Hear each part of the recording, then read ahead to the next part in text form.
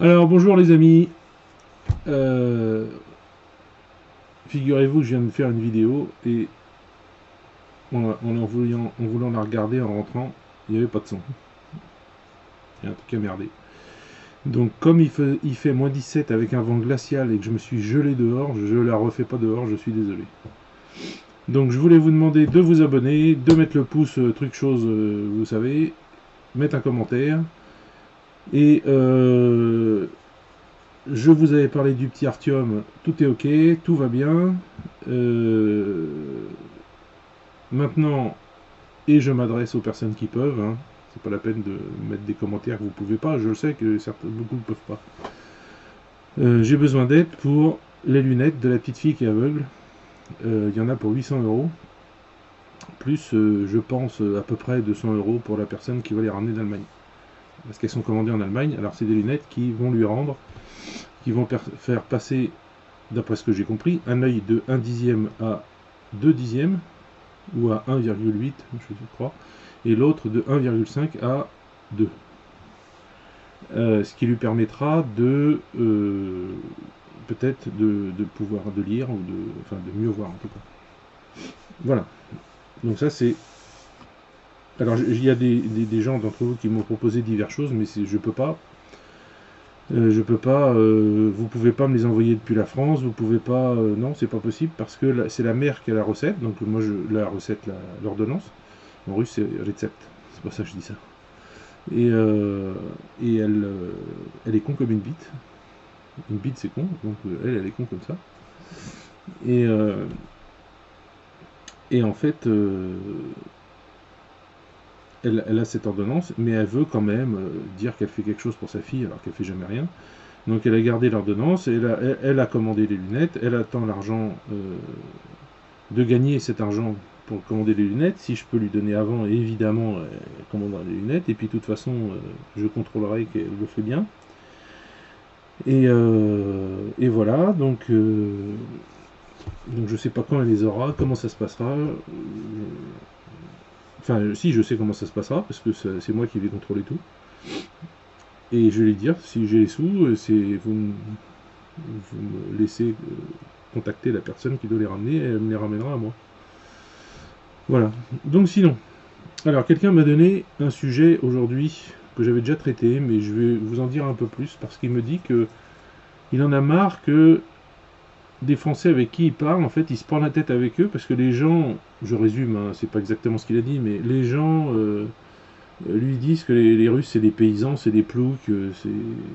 Bon, j'exagère, mais ils mangent des enfants, il y a des ours avec la vodka et la balalaïka dans la rue, enfin bon, bref. Bref. Euh, Déjà, je vais juste citer celui qui est venu interviewer Poutine, là, Tucker Carlson, je crois, c'est ça, qui a dit la veille de partir, de retourner, enfin de prendre l'avion, je sais pas où il est parti, mais la veille de prendre l'avion, il a visité l'exposition dont Tatiana vous a montré une vidéo il y a quelques jours, et il a dit, je suis stupéfait, Moscou, c'est plus sécurisé, plus propre, et il y a plus de services, de choses possibles à faire que de n'importe quelle ville américaine. Bon, c'est Moscou, hein. Mais Saint-Pétersbourg c'est la même chose, Kazan c'est la même chose, les grandes villes c'est la même chose. Mon village non, évidemment. Bon bref, mais moi j'ai pas besoin de tout ça, je préfère mon village. Alors, sujet du jour, comment les Russes, qu'est-ce qu'ils ont comme salaire, comment ils vivent, qu'est-ce qu'ils peuvent s'acheter, etc., etc. Alors, déjà, qu'est-ce qu'ils peuvent s'acheter? C'est pas... Ça, c'est capitaliste. C'est pas la mentalité russe en général. En général, il y en a, oui, mais en général, non. Le but d'un russe dans la vie, c'est pas d'acheter le plus de choses possible, c'est pas d'avoir une grosse maison, une grosse voiture, un bateau et je ne sais pas quoi. C'est le but de sa vie, c'est de vivre en famille, avec ses parents, avec ses enfants, avec sa femme, avec ses cousins, ses cousines. Euh, alors il y a un truc qui peut vous aiguiller sur ça en Russie, c'est que cousin, cousine, ce qu'on appelle cousin-cousine en France. Ici, c'est brat et sestra, c'est le frère et la sœur. Par exemple, quelqu'un appelle Elena, je lui dis c'était qui? Elle me dit c'était mon frère. Mais j'ai dit mais ton frère qui? Quel frère? Édouard ou Alexei? Elle dit non, Volodya. Et Volodya, c'est son cousin. Donc au début, j'avais du mal à comprendre. Maintenant, j'ai compris. Et Volodya, il y en a deux. Et c'est deux cousins, de deux différents. Donc, mais avec les prénoms, moi je me paume. En Russie, je vous jure, comme ils ont à peu près tous les mêmes prénoms, c'est pas très varié. Donc voilà. Donc d'abord ça. Ensuite, avec l'argent qu'on gagne, si on peut en mettre de côté pour changer le toit de la maison, eh ben ils le font. Vous avez beaucoup de Russes, je vois des vidéos souvent, vous les voyez peut-être pas en France, mais je vois souvent des vidéos de gens sur TikTok ou sur des trucs comme ça, qui se filment en train de casser une énorme cruche ou une espèce de perroquet qui fait 1 mètre de haut, qui est en verre et qui est rempli de pièces et de billets. Et en fait, à la fin, quand ils font le calcul, il y a une sacrée somme, quoi. Et c'est l'argent qu'ils ont mis de côté pendant 10 ans, par exemple. Et bon, mais vous faites ça en France aussi, certainement. Des gens le font, je suis bien d'accord. Mais en Russie, c'est très, très, très... ça se fait beaucoup. Alors, les salaires. En fait, il y a 3 salaires différents. Si vous êtes à Moscou, à Saint-Pétersbourg, vous avez environ 100 000 euros de salaire. 100 000 roubles de salaire. Pas euros, non. 100 000 roubles de salaire. Ça fait 1000 euros. Ça a descendu un peu le rouble là, mais bon, c'est pas grave. Je divise toujours par 100, c'est plus facile. Donc ça fait 1000 euros de salaire. Avec ces 1000 euros, la personne qui est à Moscou ou à Saint-Pétersbourg, elle doit débourser, si elle est seule évidemment, entre 40 et 60 000 roubles pour un loyer. Ou plus. Et je vous parle d'un petit appartement. Un petit. Et pas au centre-ville. Au centre-ville, c'est plus 40 ou 60, c'est 100 pour un studio. Bon. C'est très très cher. Moscou, j'ai entendu plusieurs fois des gens me dire que c'était la ville, c'était les locations les plus chères du monde. Peut-être, j'en sais rien, je peux pas dire. Je sais pas ça. Donc, ensuite vous avez les villes plus petites, comme Nijni Novgorod, Kazan, Ulyanovsk, Saransk. Je vous parle des villes autour de chez moi, celles que je connais. Il y en a plein en Russie, évidemment. Sébastopol, oui, Sébastopol. Non, quoi que c'est petit, Sébastopol. Vladivostok, c'est ça que je voulais dire. Bon, etc. Donc là, les salaires vont être un peu plus hauts. Ils vont être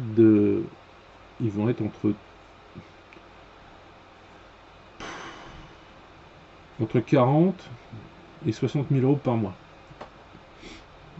À peu près. Les loyers sont moindres, évidemment, hein, ils sont plus petits. Ensuite, vous avez les petites villes, comme la mienne, là, 35 000 habitants, où là, les salaires sont entre 20, voire même 15, et entre 20, 15, 30 000 maximum. 30 000, c'est déjà pas mal. Donc, les gens ont ce salaire, et pour le loyer, alors là, ça va du tout au tout, ça peut être... bon. Alors donc, dans mon village, on va dire entre 15 pour un manutentionnaire à peu près, ou ça dépend. Si c'est manutention dure, ça peut être 30. Hein. Alors peut-être une caissière, peut-être une vendeuse de petits magasins. Et 30 c'est déjà pas mal. Elena par exemple, elle est infirmière, elle gagne 20 000. Les locations, moi, avant d'acheter ma maison, je louais un appartement au centre-ville pile. Il n'y avait pas plus centre-ville que là où j'étais, et c'est ce que je voulais. Il y avait une entrée, une salle de bain, une toilette, une cuisine assez grande, une grande salle, où c'était chambre et puis salon, quoi, et un grand balcon, et je payais 5 000 euros par mois. Donc 5000 roubles, ça fait 50 euros. J'ai vu des appartements à 10 000, à 12 000, à 15 000 euros par mois. Bon, là, c'est plus des trucs qui font 80 mètres carrés. C'est des grands trucs, quoi. En fait, c'est beaucoup plus prononcé. Plus vous allez à la campagne, moins c'est cher. Moins vous gagnez, mais moins c'est cher. Et à la rigueur, vous vivez peut-être mieux, j'en sais rien. Enfin, moi, c'est ce que je pense. Ne serait-ce que pour la santé, ne serait-ce que pour les pollutions. Bon, c'est mon choix. Ensuite, pour l'achat des maisons, alors là, c'est pareil. Une maison à Moscou, c'est, je sais pas, c'est 50 millions de roubles, ou 100 millions de roubles. À Kazan, ça va être 10, entre 10 et 20. Et ici, en ville, 20 000 roubles.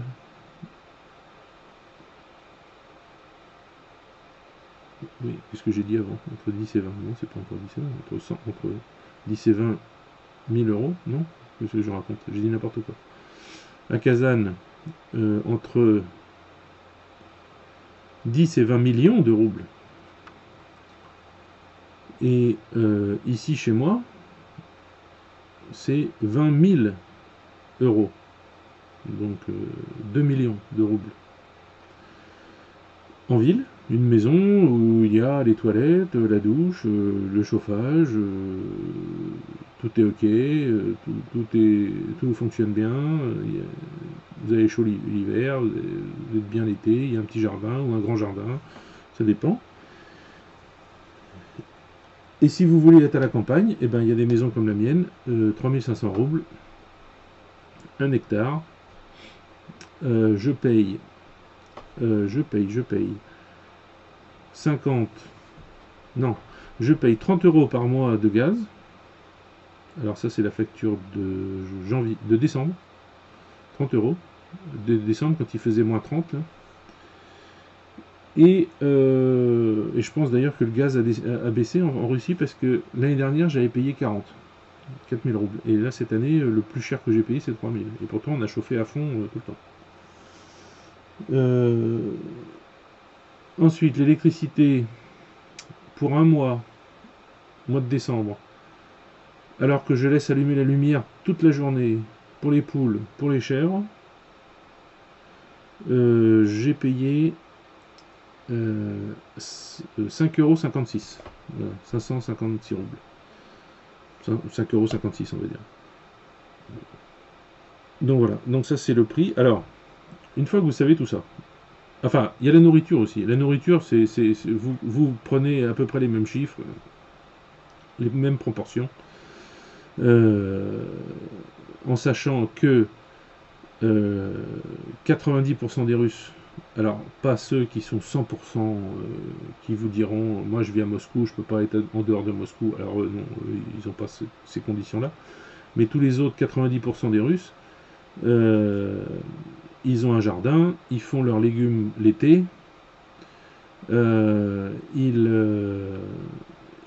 préparent les bocaux pour l'hiver, ils ont des légumes pour tout l'hiver, ils ont des légumes au congélateur, ils ont des grands congélateurs, à tiroir ou à coffre, peu importe. Ils ont les légumes là-dedans, les petits pois, les carottes, les champignons qu'ils ont été chercher, parce que la Russie c'est le pays des champignons, hein. Je suis désolé, mais en 10 minutes, vous ramasser un seau complet. Et de bonne qualité comme en France, hein. Les cèpes c'est les mêmes, hein. Il y a d'autres champignons que des cèpes, mais les cèpes que je trouve ici, c'est les mêmes que je trouvais en France. Mais ce que je trouve pas ici, c'est les têtes de nègre. Vous savez, les petits champignons avec la tête noire, qui ne perdent pas d'eau à la cuisson, qui restent comme ils sont, et ça c'est délicieux. Et en fait, les Russes, quand ils... Ah bah si, il y en avait à Kazan, j'en avais acheté. Et j'avais acheté ça très peu cher, parce que les Russes les mangent pas, parce que c'est petit, alors c'est pas intéressant. Ils préfèrent les gros champignons. Ah bah, vous pensez bien que le seau, j'ai acheté le seau complet. Et ils vous donnent le seau avec, au fait. Et si vous voulez pas vous emmerder à aller aux champignons, et ben vous prenez votre voiture, vous allez sur la grande route de la forêt, et les gens sont au bord de la route avec leur cueillette, et vous dites combien, et ils vous disent, je sais pas, 500 roubles le seau. Dans le seau, il y a 5 kilos, 6 kilos de champignons. Hop, vous partez avec ça, vous leur filez 500 roubles, 5 euros, c'est bon. Bon, donc, la nourriture, pareil, la viande, suivant les viandes, ça va entre 2 euros du kilo à 5 euros et quelques du kilo. Sachant que moi, le mouton, ben, je peux pas dire, parce que j'en achète jamais, vu que c'est mon voisin qui tue ses moutons. Il m'en vend pour 10 euros, il me vend 5-6 kilos. L'autre voisin m'a vendu la cuisse arrière du mouton, donc ça faisait je sais pas combien de kilos de viande. Bon, il y avait l'os avec, mais il devait bien y avoir 7-8 kilos, peut-être plus. Et j'ai payé 2000 roubles, 20 euros. Les légumes, bah, comme je vous ai dit, on a tous nos légumes. Si vous allez les acheter au magasin, bah, ça coûte un... Alors, ça coûte un peu cher au début. Ils font toujours ça, en fait, les supermarchés ici. Ils vendent un petit peu cher au début, puis ils se rendent compte qu'ils vendent pas leurs légumes, parce qu'évidemment, les gens, ils ont leurs légumes. Donc, ben, après, les prix baissent, et puis, les oignons, en ce moment, sont à, je sais plus, j'ai vu ça, 19 roubles. Ça fait 19 centimes le kilo. Les patates aussi, ça vaut rien en ce moment. Enfin bon, il y a plein de trucs comme ça. Ensuite, qu'est-ce que je peux vous dire encore? Parce que ce que je veux surtout vous expliquer avec tout ça, c'est que vous êtes en France. Vous avez un salaire plus haut. Vous avez 1000 euros. Alors le SMIC, je ne sais pas combien c'est maintenant. 1300, 1200 euros. Vous avez 1200 euros le SMIC. Vous avez 1500, vous avez 2000, vous avez 2005, vous avez 3000 euros de salaire. Mais il faut que vous payiez l'électricité, le gaz, les impôts. Ah oui, parce que j'ai pas parlé des impôts. Ici, j'ai pas d'impôts. J'ai pas d'impôts fonciers, j'ai pas d'impôts locaux. Enfin, j'ai des impôts locaux, je vais payer 9 euros pour l'année. Donc, j'ai pas d'impôts locaux. J'ai pas tout ça. J'ai juste 6% sur ce que je gagne. Qui sont retenus. C'est tout. Enfin, que c'est pas retenu, je paye 6%. Je donne tous les 3 mois 6% de ce que je gagne. Que j'ai gagné. En France, vous avez tous ces impôts qui vous bouffent la vie. Quelqu'un avait calculé qu'en fait, vous vous en rendez pas compte parce que c'est à gauche, à droite, par-ci, par-là, mais vous avez 70% de votre salaire qui retourne à l'État. Entre la TVA, entre les TVA divers et variés que vous payez sur les objets, sur la nourriture, sur tout ça, les impôts locaux, les impôts fonciers, les impôts je sais pas quoi, puis ils vont encore vous en inventer d'autres pour le département, maintenant il y a des impôts, non, pour le département, pour la région, enfin bon, je sais pas trop, mais bon, là, les péages, c'est pour ça que je dis qu'ici on est 1000 fois plus libre qu'en France, parce que vous pouvez aller partout où vous voulez. Demain, j'ai envie de partir dans l'Altaï pour aller voir les vaches sauvages et les chevaux qui se promènent dans les rues, et ben j'y vais. Et ça me coûte rien. Parce que je paye ça coûte 50 centimes du litre d'essence. Il n'y a pas de péage. Parce que je me rappelle qu'en France, quand en Paris, il fallait que je paye, je sais plus, une fois 30 euros, puis une fois, enfin ça faisait 60 euros presque. Mais 60 euros, c'est énorme. Donc on n'allait pas à Paris, puis c'est tout. Si vous preniez le train, il y avait les Ouigo ou quelque chose comme ça. C'était 17 euros pour aller à Paris, mais le retour, vous ne l'aviez que 2 jours après. Donc vous étiez obligé de dormir à Paris et ça coûte hyper cher, donc du coup on n'y allait pas non plus. Enfin bon, bref, vous savez la vie que vous avez en France, hein, je vous invente rien. Donc au final, si on fait le calcul, vous vivez moins bien que les Russes. Les Russes, à la fin du mois, il leur reste des sous. Tout le temps. Qui mettent de côté pour la future voiture, pour le futur changement du toit, pour le futur... ils veulent acheter une Dacia pour l'été, ils veulent acheter je sais pas quoi, j'en sais rien, ils veulent acheter des chèvres, ils veulent acheter... ils ont toujours des sous à la fin du mois qui restent. Alors, pas tous, on est bien d'accord, pas tout le monde, mais Moi, les gens que je connais, ils mettent des sous de côté tous les mois pour acheter un truc. Quelqu'un que je connais qui a 20 000 roubles à peu près par mois, parce qu'elle fait le même travail qu'Elena, elle a mis de côté pendant un certain temps et elle s'est acheté un manteau de fourrure. Voilà. Un manteau de fourrure, un vrai, hein, pas un truc avec du vrai poil de bête.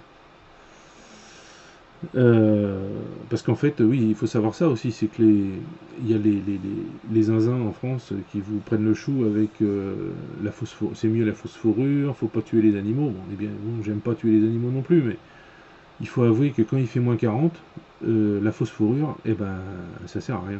Tandis que la vraie fourrure, vous avez chaud. Donc le but, c'est d'avoir chaud. Les Russes vont pas, pour faire plaisir à ces gens-là, se geler les couilles pendant tout l'hiver. Non, niet, certainement pas. Surtout que j'ai appris que chez les voisins d'en face, l'autre bout, là, où habite le petit Artyom, là, dans sa maison, sa mère a dit au téléphone que son mari avait trouvé,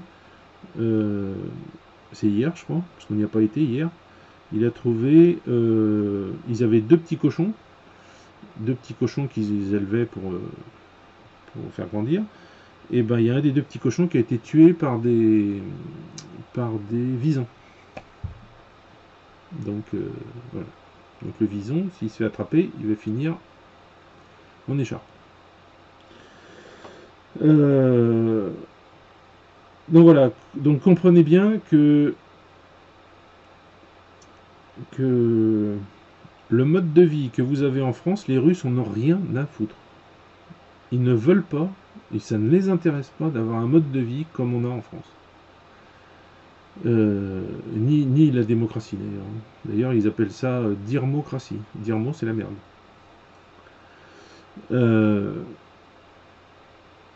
C'est nouveau, hein, depuis qu'il y a Macron. Avant, il disait pas ça. Mais maintenant, c'est ce qui se dit.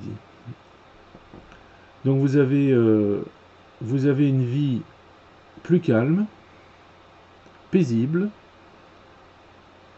Les gens sont sympas. Quand vous faites du business, vous n'êtes pas à vous dire est-ce qu'il me ment, est-ce qu'il va me payer vraiment. Par exemple, si c'est l'État. Si vous travaillez pour l'État, vous êtes payé 6 mois, 8 mois, 1 an après. Je le sais parce que quand j'étais flic, les ouvriers qui venaient travailler au commissariat pour faire des réparations, ils nous le disaient. Ils nous disaient, ben, là on bosse, mais on sait très bien qu'on ne va pas être payé avant 6 mois, 1 an. Ici, ils sont payés tout de suite. Voilà. Donc c'est pour ça qu'ils se bagarrent pour travailler pour l'État. Sinon, voilà. Donc vous pouvez raconter tout ça aux gens qui vous critiquent la Russie. Alors il y a des critiques à faire en Russie, hein. Tout n'est pas rose. Hein. Vous allez me dire qu'il y a des gens qui piquent des sous. C'est vrai, oui. Mais il faut savoir que cette manière de vivre, cette manière d'avoir des élites qui piquent des sous, ça existe depuis avant Ivan Grozny, Ivan le Terrible. Les boyards, à l'époque, ils piquaient du pognon. Ce qui est l'équivalent des chefs des régions, en fait, des députés aujourd'hui, on va dire, eh ben, ils piquaient le pognon qui devait donner, les impôts qu'ils devaient donner à Moscou, bah, ils en déclaraient que la moitié, quoi. Donc l'autre moitié, ils se la gardaient. Alors, sinon, pardon, pour les retraités ont des petites retraites. Pourquoi ils ont des petites retraites? Et ça, il y a des Russes, ils ne comprennent pas. Figurez-vous qu'en Russie, la plupart des entreprises vous payent 50% au noir et 50% au blanc. En blanc, déclaré, pour payer moins d'impôts. Bon, bah vous, ça vous dérange pas, vous avez le même salaire. Mais en attendant, quand vous allez à la retraite, eh ben, l'État qui va vous donner votre retraite, à qui vous avez payé que la moitié d'impôts pendant toute votre vie, ben, vous aurez une petite retraite. Et ça, les gens, ils ont du mal à comprendre. Oui, mais pourquoi j'ai une petite retraite? Parce que t'as... Voilà. C'est comme ça. Ils se font leur mal eux-mêmes, en fait. Alors attention, ça ne veut pas dire que les retraites sont grosses. Hein. Surtout les gens en ce moment qui sont âgés, qui ont vécu l'époque soviétique où les salaires n'étaient pas bien gros. Bon, Alors par contre, en Russie, il y a un minimum vieillesse qui est de 12 000, minimum retraite vieillesse, qui est de 12 000 roubles par mois. Bon. Elena bosse pour 20 000. Un retraité, il a 12 000. Le retraité, il n'a pas besoin autant de sous qu'Elena, on est bien d'accord. Il s'en sort. Et puis vous savez comment sont les retraités. Les personnes à un certain âge, ils mangent pas beaucoup, ils font attention. Bon. Et même la plupart du temps, ces sous-là, ça va pour les petits-enfants, s'ils en ont besoin, parce qu'ils font leurs études. Enfin bon, ils sont comme ça. Hein. Là je fais pas une généralité. Là, je fais une généralité. Là, ils sont tous comme ça. Et voilà. J'ai eu froid tout à l'heure, du coup, ça me fait bailler dit. Sinon, bah, utilisez cette vidéo pour la envoyer en lien aux gens qui disent l'inverse.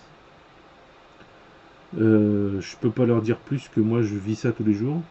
Je le vois tous les jours. Ma femme, je vois le salaire qu'elle a. Ma belle-mère, avant qu'elle décède, je voyais la retraite qu'elle avait, comment elle vivait, qu'est-ce qu'elle faisait de cette retraite. Elle vivait très bien. Les besoins sont pas les mêmes non plus. Un Russe, il a chaud, il a de l'électricité. Bon, au jour d'aujourd'hui, il a Internet, il est content, mais la plupart de ces gens-là, ils s'en foutent.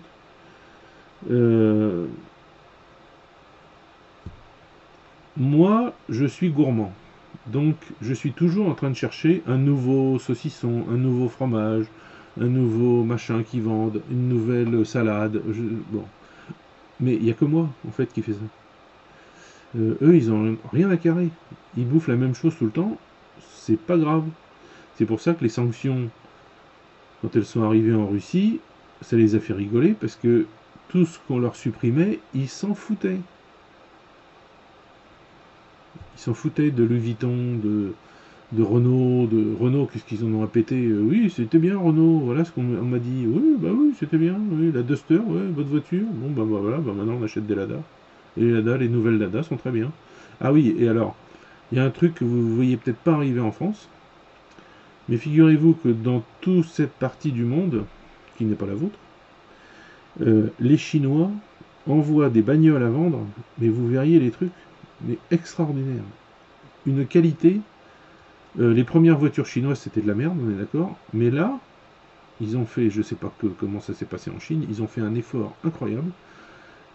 Toutes leurs caisses sont impeccables, super, résistent avec le temps, pas de corrosion, consommation moindre, fantastique, génial, rien à dire. Mais je pense pas qu'en France vous les ayez celles-là. Qu'est-ce qu'il y a d'autre? Je sais pas quoi vous dire d'autre. Enfin, pas à vous, mais c'est surtout pour ces gens qui vous croient pas.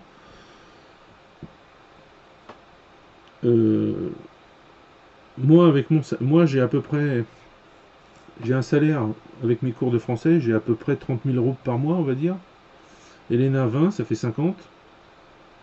Avec 50 000 euros par mois au village, bah, on vit comme des rois, quoi. Ah, comme des rois. On voyage pas, mais de toute façon, on peut pas voyager avec les chèvres. Puis bientôt, elles vont avoir les bébés, alors là, il n'est même pas question de voyager. Euh, on a eu, vous savez, si vous avez suivi les vidéos, c'est ces histoires. Elena qui a pété la voiture, on a racheté une autre. Bon, ben, j'ai racheté une autre avec l'argent que j'avais mis de côté. Voilà, c'était de l'argent qui était pour autre chose. C'était de l'argent qui était pour le printemps, là, pour faire diverses réparations dans la maison. Ben, je remets de côté à partir de maintenant pour faire ces réparations. Mais l'argent qui était prêt, eh ben, il est parti dans la nouvelle bagnole. Voilà, j'ai pas de crédit. Pas de crédit maison, pas de crédit voiture, comme presque tous les Russes. De toute façon, les crédits ici, c'est très cher. Mais inversement, si vous voulez passer de l'argent, c'est 16%. Voilà, la Rose Bank en ce moment, 16%. C'est pour ça que ça me fait rire quand j'entends parler du livret A et les gens qui mettent des sous sur le livret A, mais pour faire quoi? Et à part que l'État est susceptible de vous les piquer et puis qu'il voit combien vous avez, je vois pas trop l'intérêt de mettre des sous sur le livret A. Je sais pas, c'est 0,75% d'intérêt. C'est rien, c'est zéro, quoi. C'est des peanuts. Je sais pas, par an, vous gagnez quoi, 10 euros? Enfin, je vois pas l'intérêt. Donc, venez en Russie, ouvrez un compte à la banque, mettez des sous et placez-les à 16%. Voilà, ça sera déjà mieux. Vous pouvez ouvrir un compte quand vous êtes touriste, hein. Et en plus, si vous voulez le faire, j'ai les personnes qu'il faut. Alors, par exemple, niveau des banques. Je suis à la Rosebank. La Rosebank, c'était la Société Générale. La Société Générale s'est barrée, la Rosebank est indépendante. Enfin, elle est toute seule. Il n'y a plus de Société Générale, il n'y a rien. C'est 100% russe. Et bien, figurez-vous que quand moi je me suis inscrit à la Rosebank il y a 10 ans, j'ai eu le droit à une conseillère particulière euh, par WhatsApp qui parlait anglais jour et nuit. 24 heures sur 24, 7 jours sur 7. C'est incroyable. Et effectivement, je veux jamais l'emmerder pendant la nuit, mais il y a des fois, par exemple, il y a 2 jours, j'ai écrit à 4 heures du matin, elle m'a répondu tout de suite. Alors à chaque fois, je m'en veux, quoi, parce que j'ai dû la réveiller, ou, enfin, bon, faut que je fasse attention plus à ça. Toujours est-il que euh, j'ai appris au bout de quelques années que j'avais le droit à ça que pendant 5 ans.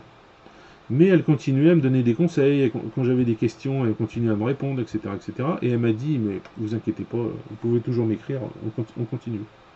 Donc vous voyez la gentillesse. Eh ben, tous les Français, enfin beaucoup des Français qui sont venus en Russie en vacances, qui m'ont contacté avant, etc., qui avaient besoin d'ouvrir un compte et tout, j'ai contacté ma conseillère qui a téléphoné à la banque la plus proche de l'hôtel de là où vous descendez en vacances pour avoir un rendez-vous avec quelqu'un qui parle anglais ou français, si c'est possible, s'il y en a, pour ouvrir un compte. Et vous pouvez le faire en tant que touriste et placer vos sous à 16%. Alors, vu comment va le monde en ce moment, je ne peux que vous conseiller de le faire. Parce que franchement, vous avez 10 000 euros, vous pouvez les passer, enfin si vous êtes avec votre femme, ça fait 20 000, vous passez la frontière sans problème, pour vos vacances, vous en gardez un petit peu pour vos vacances, et le reste, vous le mettez à la banque à 16%. Voilà. Et les banques russes, c'est pas les banques françaises où on regarde ce que vous faites, où vous piquez des sous et tout ça, non, ils font pas ça. Vous avez des sous à la banque, vous avez des sous à la banque, voilà, c'est tout. C'est bien plus sérieux que ce qu'on a pu vous dire. Moi, j'ai jamais eu de problème. Au contraire, toujours des services, toujours gentils, toujours, toujours souriants. Mais ça, c'est une obligation. Quand vous rentrez dans une banque en Russie, en général, elles sont souriantes. Elles sont agréables. Alors, quand vous dites que vous êtes français, elles sont encore plus agréables. Elles sont encore plus souriantes. Euh, c'est assez sympa, en fait. Donc, si quelqu'un a besoin de ça, n'hésitez pas à me contacter sur Telegram. Bon, bah écoutez, voilà. J'espère que j'ai été assez clair, que j'en ai dit assez. Si vous avez des questions, vous n'hésitez pas dans les commentaires en dessous ou sur Telegram. Pensez à la petite gamine avec ses lunettes, si vous pouvez, ça sera bien sympa. Et puis voilà. Et puisque j'en avais pas mal parlé, quand le petit Artyom il sortira du sanatorium, je vous dirai ce qu'il en est. Voilà. Allez, je vous laisse. Bye.